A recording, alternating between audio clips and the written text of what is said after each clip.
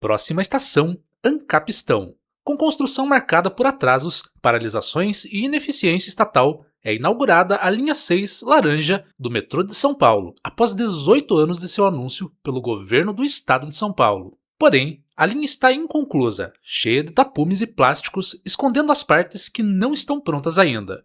Por que essa linha foi inaugurada dessa forma, às pressas? Esta é a Visão Libertária, sua fonte de informações descentralizadas e distribuídas. Ajude a propagar as ideias de liberdade.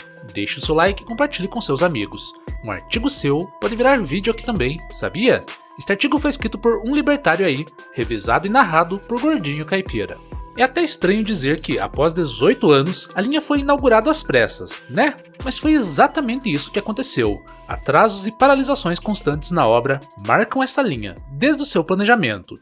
Isso expõe a ineficiência estatal em cuidar do transporte coletivo. Ineficiência essa que não pode ser corrigida com uma simples parceria público-privada, uma PPP, ou uma ilusória concessão estatal, mas tão somente com um real livre mercado. Para entender esse caso, é necessário observar tanto a história da própria linha, como sua inauguração e a administração do transporte coletivo em outros lugares, sob a perspectiva anarcocapitalista. A começar pela história da linha, que tem início por volta de 2008 a 2009, quando foi anunciado o planejamento da tão esperada linha que conectaria o bairro da Freguesia do Ó ao resto da cidade pela malha metroferroviária, entrando para o Programa de Aceleração do Crescimento, o PAC. No projeto, estava descrita a linha que ligava a estação São Joaquim, no centro da capital paulista, até a futura Vila Brasilândia, na Zona Norte, cruzando importantes e demandados bairros, como Higienópolis, Perdizes e Freguesia do Ó. Após o planejamento do corredor metropolitano, se seguiram diversos atrasos até o início da obra, que estava agendada para 2010, em seguida foi adiada para 2012 e depois para julho de 2013.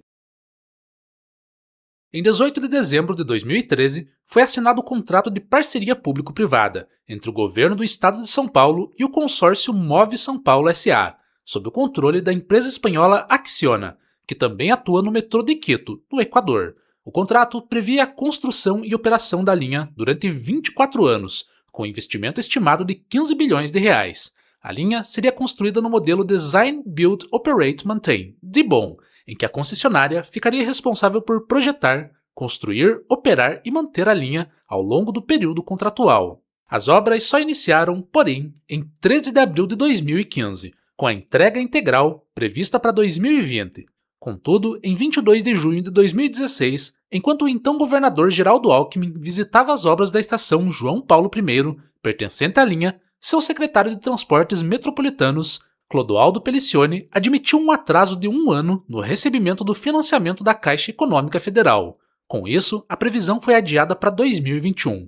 A situação piorou quando, em 5 de setembro de 2016, o consórcio Move São Paulo paralisou as obras por tempo indeterminado, alegando dificuldades em receber 5,5 bilhões de reais junto ao BNDES.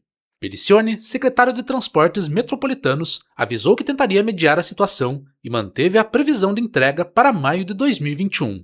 Mesmo assim, a previsão foi posteriormente revisada para novembro do mesmo ano. A paralisação se prolongou, criando um clima de grande incerteza em relação à obra. Entre os fatores que contribuíram para a crise, os mais significativos foram os escândalos de corrupção do PT, que foram expostos pela Operação Lava Jato, a crise da Petrobras, dificuldades de captação de financiamento em momentos de restrição de crédito e a complexidade técnica da obra, que incluía estações muito profundas, como a Água Branca, que superou as estações de Santa Cruz e Pinheiros em profundidade, com 47,8 metros, o equivalente a um prédio de 15 andares, enquanto a Santa Cruz possui 41,5 metros. Em 2020, porém, a Acciona assumiu integralmente o contrato da parceria público-privada, tomando o poder antes dividido com o consórcio Move São Paulo. O BNDES liberou 1,5 bilhão adicional para a continuidade das obras. Com a retomada das obras, sob a gestão integral da Acciona, o ritmo avançou gradualmente. Durante a gestão do governador João Dória, o contrato teve sua caducidade prolongada múltiplas vezes, para permitir que a Acciona continuasse as obras sem perder a concessão. A última prorrogação levou o prazo para 1º de julho de 2022. A pandemia de Covid-19, um problema trágico na época, trouxe novos atrasos. com redução de efetivo nas obras e rígidos protocolos sanitários que desaceleraram o programa. Em setembro de 2024, porém, as obras já haviam ultrapassado 50% de conclusão. Após aproximadamente 18 anos de anúncio do projeto e 10 anos de obra, o primeiro trecho da linha 6, Laranja, foi inaugurado em 2 de julho de 2026, pelo governador Tarcísio de Freitas.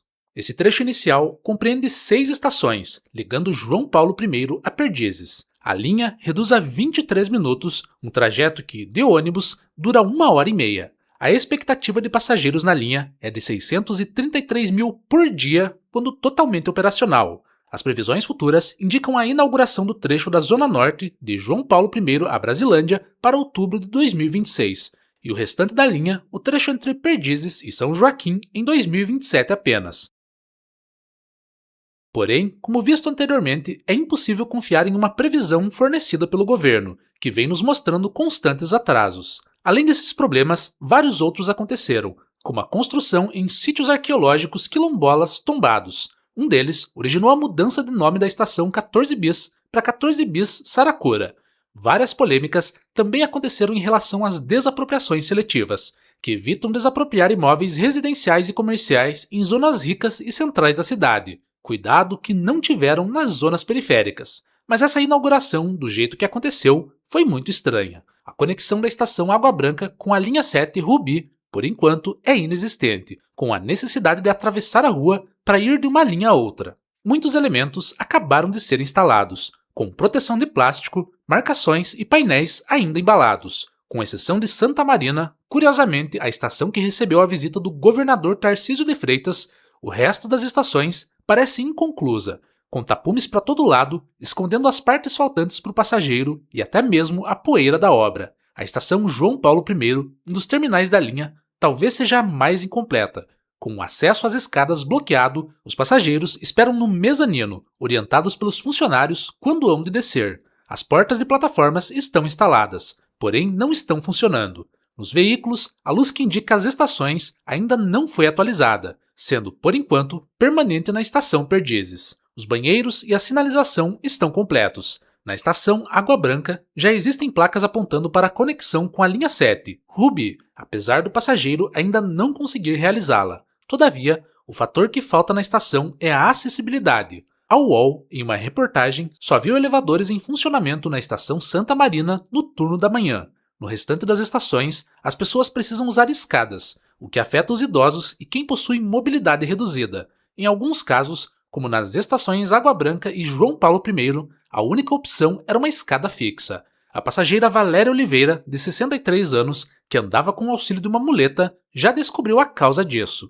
Ela diz que, apesar de achar a linha uma mão na roda, por morar a poucos metros da estação Santa Marina, ela criticou a pressa na entrega de algo incompleto. Em suas palavras, isso aqui era para estar pronto desde 2014, mas fica um passando para o outro. Abrir assim, para mim, sem pelo menos colocar um elevador, é uma obra eleitoreira. Impressionantemente, ela acertou na mosca do que se trata. Não é apenas uma coincidência o fato de que o governador Tarcísio de Freitas deixará o cargo para disputar a reeleição pouco tempo depois de entregar a linha, mesmo que incompleta. Não é um mistério na realidade que esse é o objetivo do político. Ele tem que fazer alguma coisa, ou ao menos fingir que faz, para conseguir os votos. Note que não estou atacando o Tarcísio diretamente, mas o sistema em si. Afinal, melhor ele do que um Dória, um Haddad ou um Alckmin, por exemplo. É notável então que o sistema democrático possui diversas falhas e distorções, pois os incentivos estão desalinhados. É um sistema que, por si só, incentiva a alta preferência temporal, isso é, valorizar mais recompensas no presente do que recompensas maiores no futuro. Afinal de contas, no futuro você não estará mais no cargo, e outra pessoa colherá os frutos do seu trabalho. Um presidente, deputado, senador e suas variantes nas outras esferas do poder democrático nunca farão algo ruim no presente, mas bom no futuro. Quem defende a democracia esquece que as pessoas agem pelos seus próprios interesses, dificilmente focando nos interesses alheios. Políticos, por consequência, agem pensando nas eleições seguintes, como é de costume. Não é à toa que presidentes inflacionam o Bolsa Família em época de eleição, tanto Lula quanto Bolsonaro. Como citado no livro Além da Democracia, de Frank Karsten e Carol Beckman, a democracia não é imparcial, mas coletivista. Isso acontece porque ela acredita que um pequeno grupo de pessoas consegue agir em prol de todos, o que é impossível, devido aos fatores citados anteriormente. Ela, como todos os sistemas estatistas, sempre irá criar um controle cada vez maior do Estado sobre o indivíduo, à medida que políticos encontram estratégias para tal. Não há constituição no mundo que acabe com isso. Afinal, quem decide o que é constitucional ou não, além da própria Constituição, é o Estado. Mas na visão libertária, quem há então de controlar o transporte público? Primeiramente, adeus transporte público. Olá, transporte coletivo privado. Exatamente. Quem disse que empresas privadas não podem controlar ônibus e trens em um livre mercado? Repare que esse modelo é bem diferente do que é feito atualmente. Hoje em dia, as privatizações são realizadas por meio de uma parceria público-privada, ou uma concessão estatal, que não divergem muito na realidade. Ambos são contratos entre o Estado e as empresas mais próximas dele, que ditam por quanto tempo a linha será privatizada, de quem serão os custos e de quem serão os lucros. Mas ainda assim, as decisões são todas do Estado. Qual será a rota, quanto será a tarifa, quem vai financiar?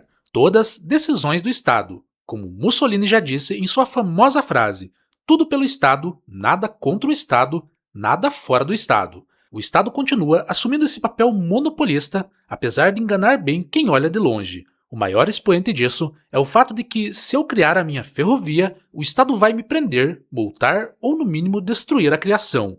Quem deu esse poder ao Estado, de decidir o que eu posso fazer com os recursos que eu tenho? Várias empresas podem sim atuar nesse ramo, diferente do que dizem aqueles que acreditam em monopólio natural. O maior exemplo disso foram as ferrovias americanas, antes do governo decidir cartelizar tudo. Os Estados Unidos já estavam completamente cobertos por ferrovias de diferentes administradoras com grande sucesso, quando umas empresas que não conseguiam competir foram chorar para o governo acabar com isso. Até hoje, as ferrovias americanas são da Amtrak, lentas e ineficazes. Sobre as desapropriações, é um absurdo que alguém chegue e dite que a sua propriedade não é mais sua e te dê um dinheiro aleatório.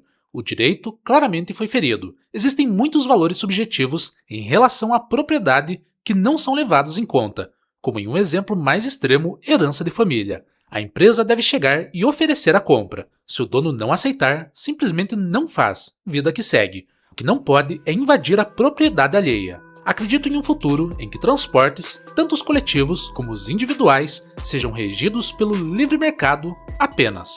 Obrigado pela audiência. Este é um canal colaborativo. Participe você também. Cadastre-se agora mesmo em nosso site visãolibertaria.com e envie os seus artigos por lá. Os colaboradores recebem recompensas em Bitcoin. Inscreva-se no canal e clique no botão da campainha para ser avisado de novos vídeos. Até a próxima!